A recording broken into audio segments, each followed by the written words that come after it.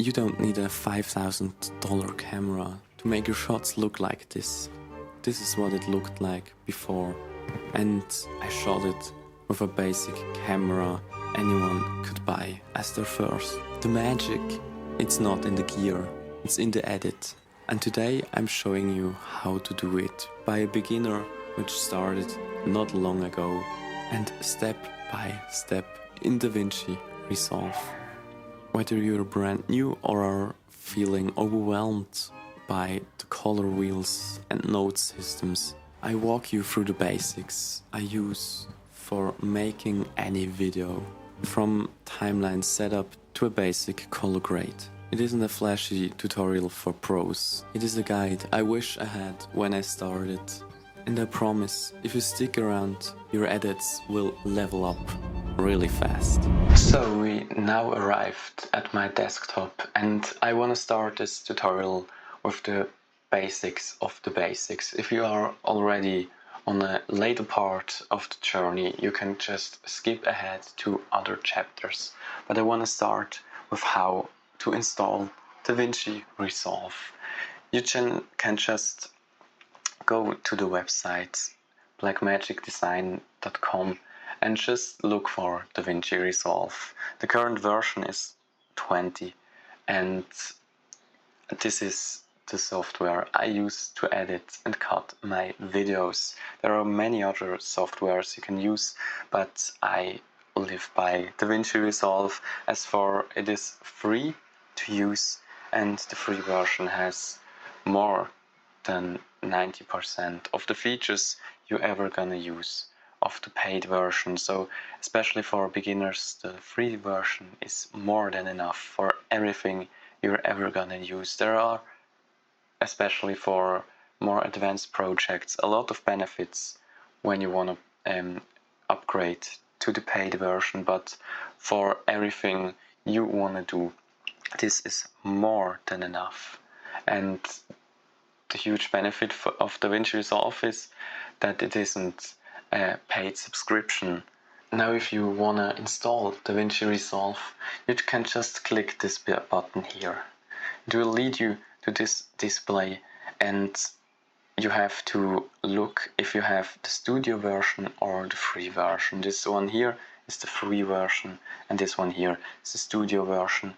If you know already that you want to color grade in higher bit depth or any other advanced codecs or something that isn't supported with the free version, you can just look with a graph. But I would recommend you just download this version. You can see down here there are many operating systems to choose from, especially the Linux one is also very good, and you can just click on the one you need and can just fill out this form and click here, and then the file will download and you can just install it. So now when you started DaVinci Resolve for the first time, you will be greeted to this display. This is just your library, which stores all your projects. You can just see here, these are all my projects I edited so far, and all these other functions you don't need to touch really, especially in the beginning, because these are for huge teams and shared network solutions to make editing with a few people easier. So when you are greeted with this display, you can just click here on the untitled project or click here for new project. Now here you can see where the media will be stored, and you can just for your first project you can just name it, how you want. This hasn't an impact on how the file will be named in the end when you export it, but it's just for you, so that you know on which project you will be working on. So I will be naming it test1 and create it. So now, when you first open up DaVinci Resolve, you will be greeted with this display. I know it is a huge mess and a really overwhelming overview, but I try to make it as simple as I can for you and break down a lot of these parts so that you can start making your own movies or films or any project you can imagine. So the first thing I want to show you is the layout of the app. You have down here the house symbol. The house is the menu you opened before, and down here are all the projects you will be working on. But most of the time you don't have to touch it because you already opened the project which is current here. Down here is another very important setting. This is the settings tab, and when you open it you have a lot of things to choose from, and this can be quite overwhelming as well when you don't really know what you're doing or don't really know what all these settings are for. So I would recommend you don't really touch all these settings, especially when you don't really know what the things mean. I also don't really know a lot of these especially advanced settings, but the most important one I would say for you is on the top. Before you start color grading or importing media or anything, I would recommend you choosing your timeline resolution. This can be done down here in this point. You can adjust the frame rate, but the most important part is this. Every media you import can be fitted in this timeline resolution. This will be the one you are working with, and the scaling and the resolution that will be used, especially when you export it. It can be quite overwhelming with all these different choices, but I would recommend that you just try things out and look. So now that we have changed our timeline resolution, the next thing I find really important to know, because at first I really had a problem understanding these tools, is that you can treat these things down here like apps on your smartphone. These are the tabs you are using most of the time, or all of the time, in DaVinci Resolve. Down here are the menus you can use, and I would recommend that you look at them like apps on your phone.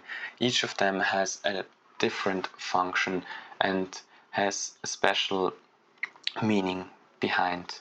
The first two I would recommend that you don't really touch. The first two, because in the edit page there is everything you need and more than the first two. The first is just a tool and storage for all your media, just like an app, just like your smartphone photo library. And the cut page is there so that you can cut individual clips. But the magic happens down here in the edit page. This is where you align and use all your media, where you put clips behind each other and plan your storyboard, where you can cut your clips and make all these cool edits and adjustments. The Fusion page is where all the advanced parts happen. Like the magic wand, you can use and look at it like all the magic and effects used in cinema and videos. It is quite an advanced program, but not that advanced to learn. You can do quite a lot of simple things, but I would also recommend that you ignore the Fusion page for now, because this is a lot more advanced than all the stuff which I will explain to you in this tutorial, and you can just ignore it for now and look at other YouTube tutorials which will show you what you can do in this page. Here in the Color tab is where all the magic happens with color grading. Here you can adjust and make your color grade yours and make, for example, a film look or all the other advancements and adjustments you want to make your image truly yours. Here in the Fairlight page, I would for starters also recommend that you don't really touch this, because you don't really need to adjust anything down here. This is especially made for very, very advanced footage and audio production. And for the last thing, and the last one, is the rocket symbol. Here you can export your media. Here you can really set the settings on how you want to export your project for the final thing. I recommend that you choose the YouTube thing, because this is really a standard and a good solution to render for every digital media. You can then here name your file and set the location where it will be rendering to. And here I would recommend that you use the timeline resolution, the one you set down here in the settings symbol, and everything else I would leave it as it is. Then you can click here, add to render queue, and then there will be appearing here a render option. So to render your final project, when you edited everything, you can just click here and wait for it to finish. So now that we arrived in the Edit tab, we can start our projects. If you haven't made the adjustments I explained earlier, then you can just go back to the other parts. But for now, we want to start with a new project, and nothing really happened down here. So the first thing you want to do is search for your clips you want to edit and drag them down here in the clips in media pool, and let them go.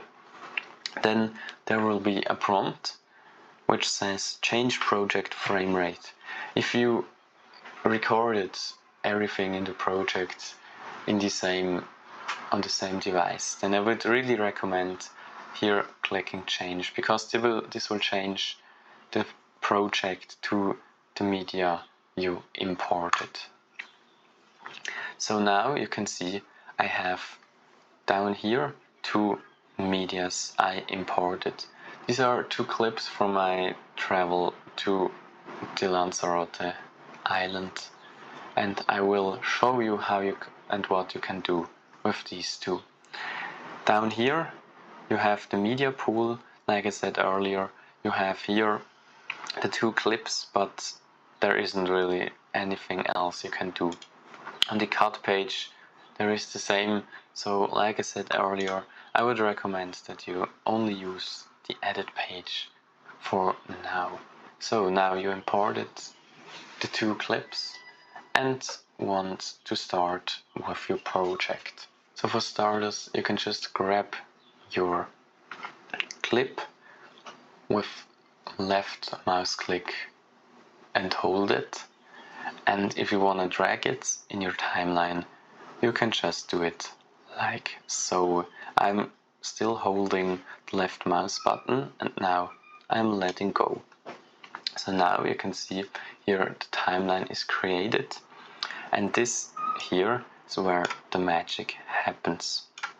This area is where you will be placing your clips, and down here is the audio.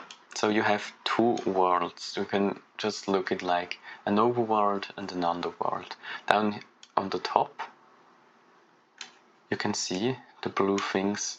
These are all the media channels. This is what you will be looking at in the end.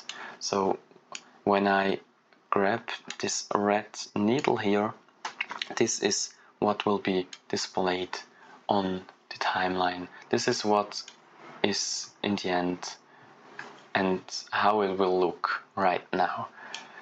Here you can see the time code. It will start at 0 and will go as long as you need it to be.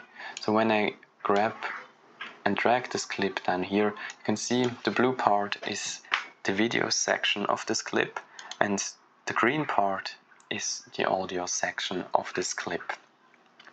So now I imported this video into my timeline, and now the first thing I want to show you is that you can see here the clip isn't really fitting my resolution I set earlier. The resolution is more squarish than the clip I captured. So to change this problem, I can click down here in the transform tab, and now you can see there are a lot of points appearing around the image. So now I can just click on an edge or on a point and drag it so that the image will fit my clip I set earlier. You can also drag it left and right and down and up. When you think it fits perfectly, you can just click transform again so that these points will disappear, and now your clip is placed perfectly. So you can see when I take the needle and place it forward and backward, you can see the clip is moving. So to start, you can just click the space key and the clips will be starting and the movie will play like you set it in your timeline. So you can see the movie is playing. If you want to make it full screen, you can just click Ctrl F and everything will be in full screen. And if you want to go back, you just can click here or also click Ctrl F again. So if you have one clip in the timeline, you're probably wondering, so what do I do next? You can just grab another clip and place it next to it. We can do the same thing like we did earlier and click here on the transform node and make it bigger so that it fits our image perfectly. And click again. So when you play these clips again, you can see the audios are very, very loud.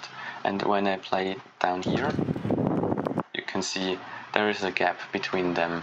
And in this gap, if I zoom, you can do this right here, you can see there is no video inputs. So the blue one represents the video input and there is no audio input. So when you place something down here, then this will change. You can just go down here, zoom all the way in and place the clips beneath or behind each other, and you can just look at it like a chronological video, like this one you watch on YouTube. This is the first clip, and when it finishes, then the next clip will start. And down here you can zoom in and out of your project. Another important button, which will be really important when you are editing your videos, is this one. This says that the video and the audio, when you import it, will be linked together. But maybe you don't want to use the audio, but then you can click this button and just simply click on one of each parts. because when this is linked, all the media will be linked to an audio if it has an audio attached to it, and it will be handled as a group.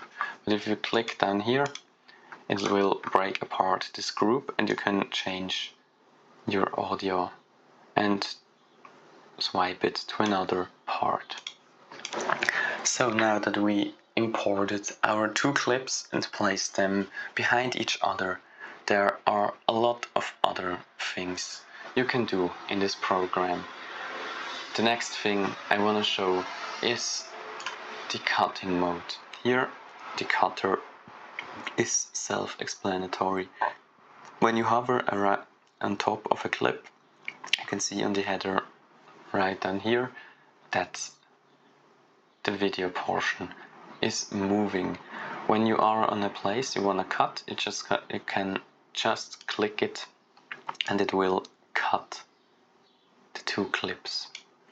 And you can do this as many times, and then when you go to your mouse again, this will be handled as an individual group and will not be linked to the clip as a whole. For this simple test I don't want to cut this project, and therefore I just redid the original clip.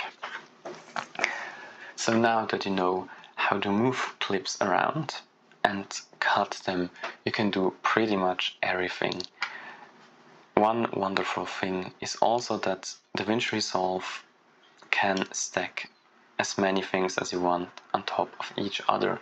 You can just look at it like a hierarchy, like a pyramid.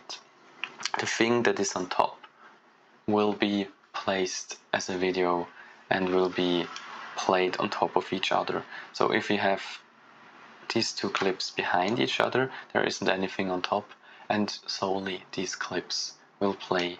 But if we just grab this one and place it one step up, you can see the video below will be replaced with the video on top.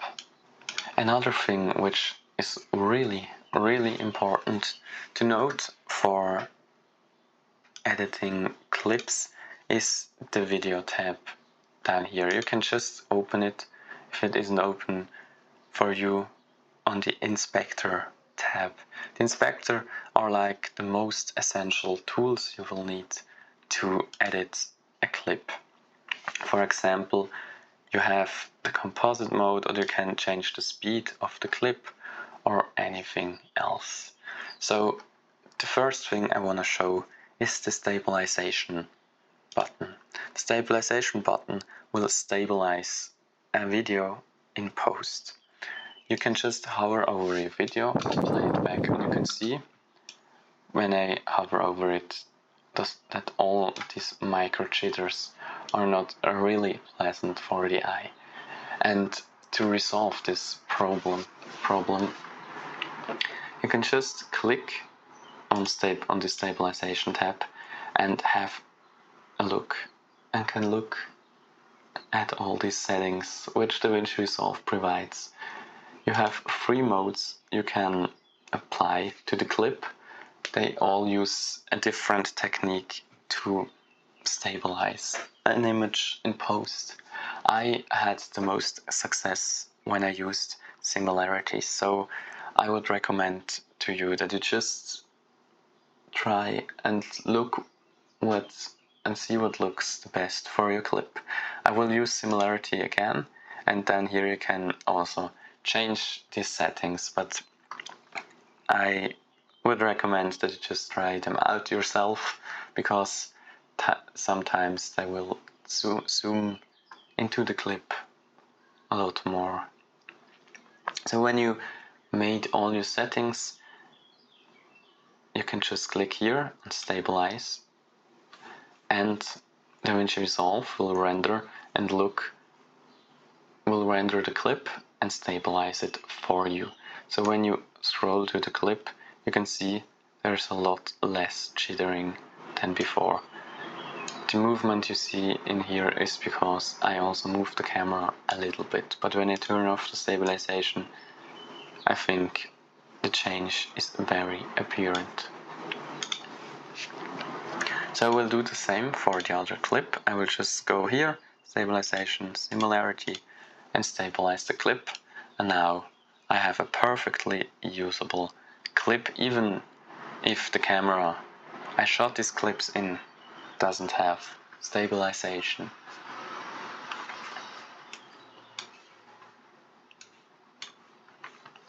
So the next thing I want to show is the speed change button down here. If you have a clip and you want to play it in reverse, you can just click here and the whole clip will be playing backwards. And if you want to change the speed, you can just click on this and hold and just drag it forwards or backwards. So then a clip will play in slow motion or will speed up very, very fast.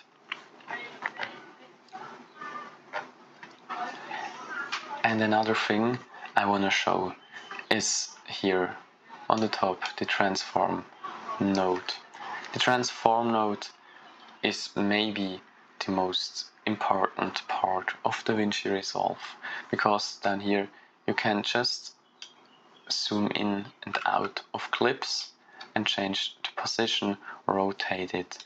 But the most important part is that you can make down here points which something starts and ends. So for example, when I have this clip and I want that there is a slow zoom in, then I can just click on this button so that it fixes the position in which the image is right now. Then I can just go to the point I want the animation to stop. This is right here, and I can just zoom in a little. And you can see I don't have to click this again, because I have 2 points, this and this. And when I play it back, the image will slowly zoom on to the point I set. Another easy part I want to show you is the audio tab. For audio you have a whole app down here, the Fairlight tab, in which you can change everything you want. But this is very, very advanced, and for your projects I would really recommend that you only use audio clips down here. You can also import audio clips alone without a video attached to it. And for audio you can down here hover over the line in which the audio is separated or is middle, and you can drag it higher or lower. When you drag it higher, the volume will be much higher, and if you drag it lower, you can see when I play it back, there is little to no audio left. So right here you can just mix your audio in one place. You can also, when you drag this or this symbol around, you can just fade in or fade out the audio. The black part will be not heard as much, so when I play it back, you can see it slowly fades out. And if it is too harsh, you can just adjust these points or also make an adjustment point so that the curve adjusts for your. Another really important part are the effects down here. When you don't have them open, you can just click down on the top on the effects button, and all these effects will appear. A lot of them will not be usable if you are using the free version, but most of them will be, and you can just create a lot of them yourself in the Fusion page.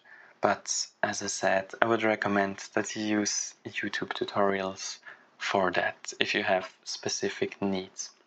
But here you can see these are all pre-made transitions or titles or generations or everything you ever need when you start with your editing.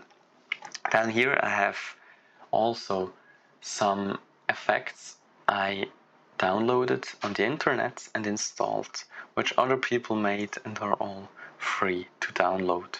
So for example, when I have two clips behind each other, I find, for example, that this transition is a little bit harsh. So when I want to make it more pleasant, I can just hover over these effects and just preview and look how they will appear. There are a lot to choose from and a lot very gimmicky effects, but there are a lot really nice ones, and you can just experiment with them. So I would recommend that you just look and see which will work for you and which you like, and then take it and drag it over the clips. But right here you can see it doesn't really work, and this is a problem I had for a long time till I really understood why it didn't work. So for an effect or a transition to work, you have to know that DaVinci Resolve needs a few frames between that so that the transition will work. You can't just drag it on top, but for this to work, you need to take a clip. You have here this header, and you can just cut the clip a little bit shorter, and for the other one as well, so that you have taken away a few frames between the two clips so that the transition will work.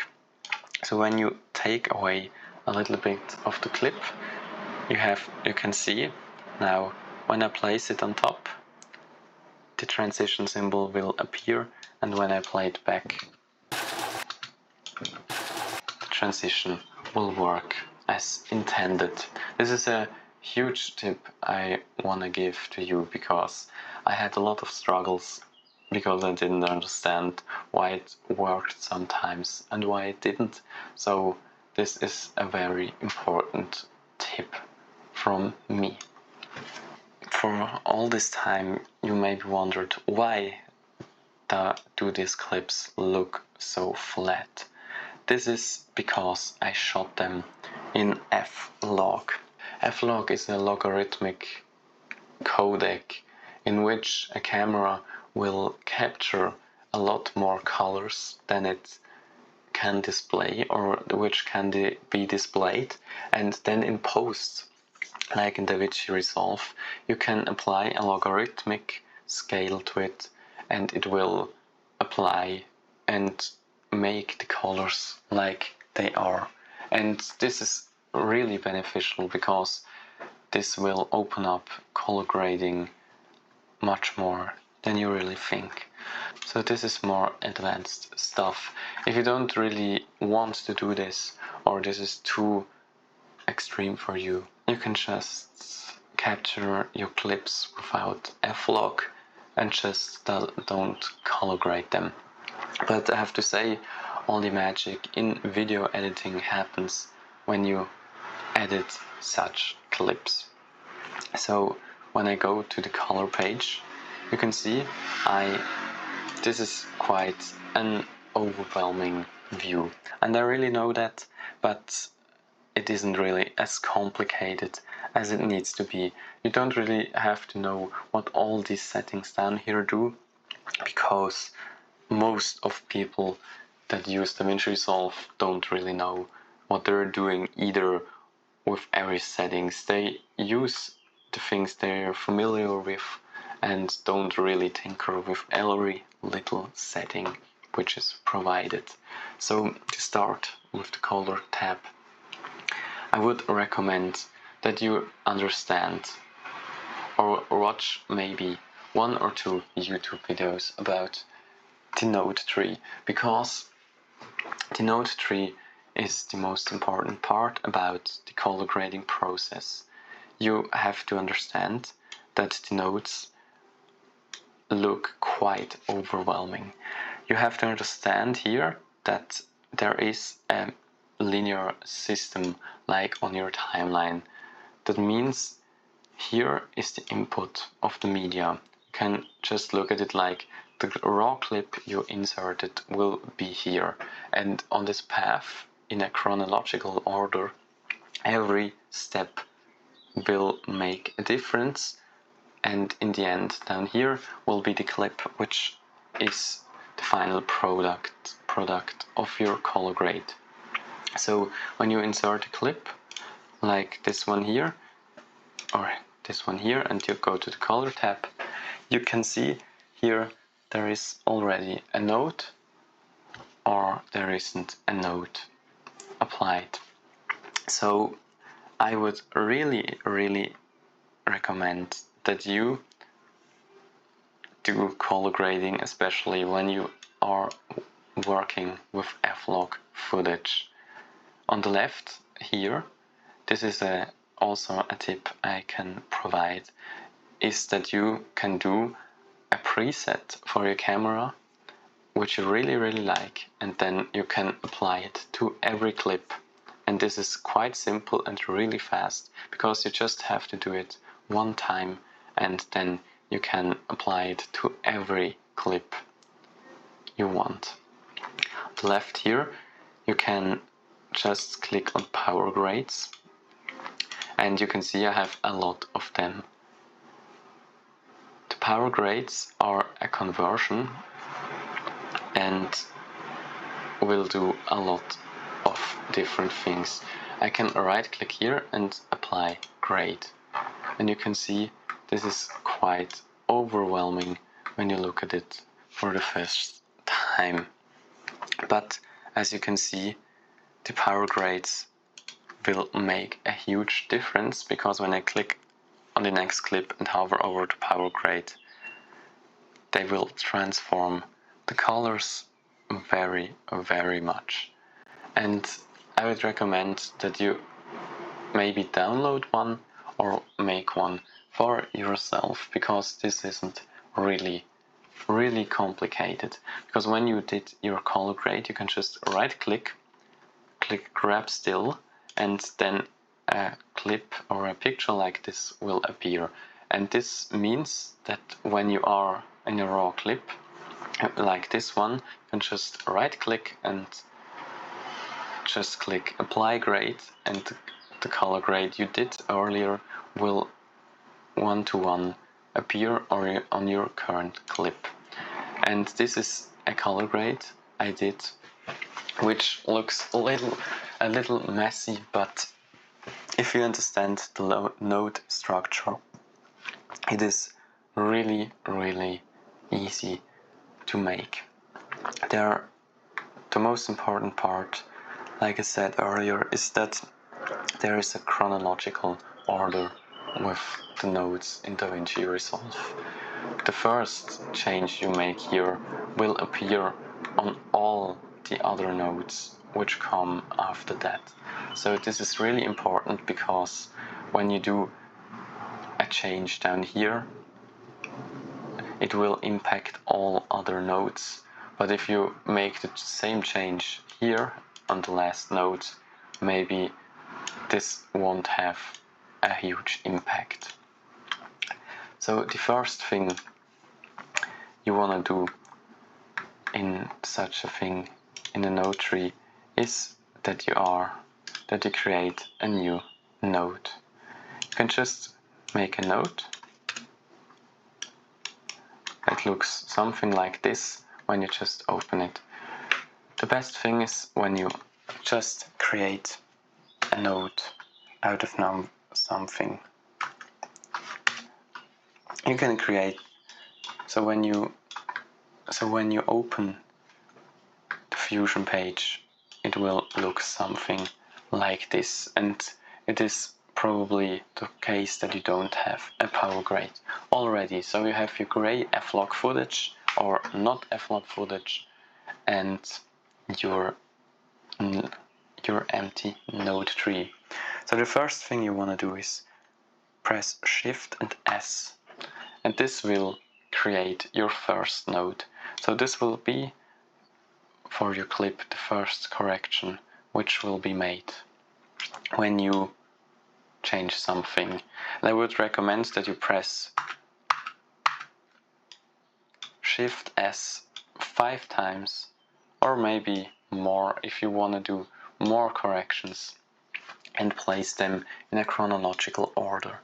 So for the first node, you can click here on the Effects tab and search here for the things that you need. But if you are working with F-Lock, I would recommend that you search for a color space transform node and drag it on the first one. And I would recommend that you do the same for the last node, because to explain this process, because when you do this, because this is a very important part, most of the YouTube tutorials don't really show why you need to do this, but this is a very, very important part. Because when you import your log footage, there is a huge color space and you wanna color grade in this color space. You can just look at it like making a playground, which is really safe, in which you can do anything, and in the end you wanna change this to the output color space. The output color space is normally Rec 709 and Gamma 2.4.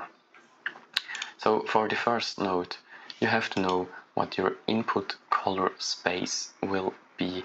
You have here a lot to choose from, and I captured this video with a Fujifilm camera.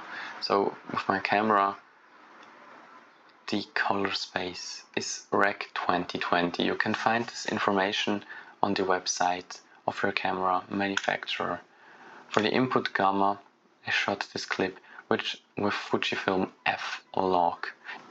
And now you can see, so, but you have to determine the huge color space I talked earlier about. For the output color space in which we want to transform this image, I would recommend that you use DaVinci Wide Gamut and DaVinci Intermediate. This is an even bigger and greater color space in which you can do a lot of adjustments and your image won't break apart. And after this node, you will be in the DaVinci color space. So all these nodes will be in the DaVinci color space. So for it to look normal in the end, you will have to transform the DaVinci color space to DaVinci Wide Gamut and the DaVinci Intermediate to Rec 709 and Gamma 2.4. So this is the node structure you want to use, and in between you can do all your adjustments. You can just scroll through the effects and drag and drop something you like on top, like the analog damage or everything else. But I would recommend that you do this in the end of all the color spaces and the adjustments you did, because I would recommend that you do a base color grade and in the end press right click and press grab still, so that you can just, like I did earlier, right click on a color grade you did already and apply it. And this will make your footage really great, and it saves a lot of time. So when you transformed your image to another color space, you can in between just change a lot of settings. I would recommend that you just look at this graph and adjust it to your liking. Then you can, I would recommend that you name all these things and go maybe to the next one and tackle another point. Maybe you want the temperature a little bit warmer, and for this you can just drag this slider to the right. You can also change the saturation and so on. And then you can go to the last one I did and maybe add a little bit more details to the image, or make the highlights brighter or not. You can just change anything you want.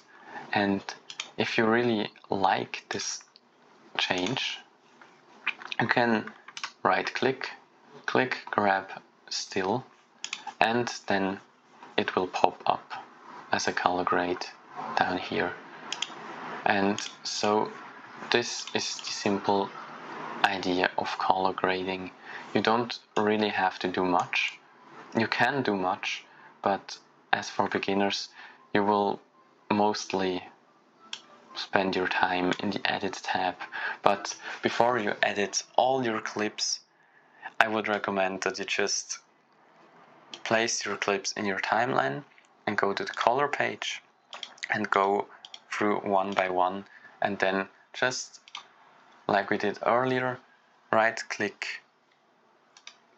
your already made Powergrade and apply it to your clip, or then go through a few ones and apply it.